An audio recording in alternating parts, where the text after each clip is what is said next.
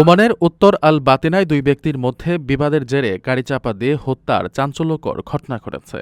এই ঘটনায় জড়িত থাকার অভিযোগে এক নাগরিককে গ্রেফতার করেছে রয়্যাল ওমান পুলিশ। সামাজিক যোগাযোগ মাধ্যম এক্সে দেওয়া এক বিবৃতিতে ওমান পুলিশের উত্তর আল বাতিনা কমান্ড এ তথ্য নিশ্চিত করেছে।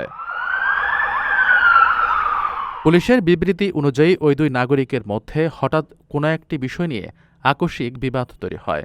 এ বিরোধের এক পর্যায়ে ক্ষুব্ধ হয়ে এক ব্যক্তি অন্যজনকে উদ্দেশ্যপ্রণীতভাবে গাড়ি চাপা দেন।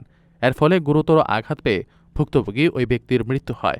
তবে নিহত এবং অভিযুক্ত ব্যক্তির বিস্তারিত নাম পরিচয় বা বিবাদের নির্দিষ্ট কারণ সম্পর্কে পুলিশের পক্ষ থেকে প্রাথমিকভাবে কিছু জানানো হয়নি।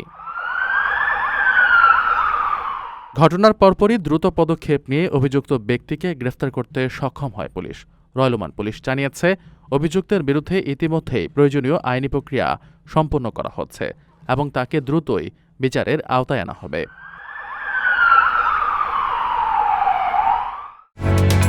ওমানের সেরা রেট দিচ্ছে বাংলাদেশি প্রতিষ্ঠান গালফ এক্সচেঞ্জ।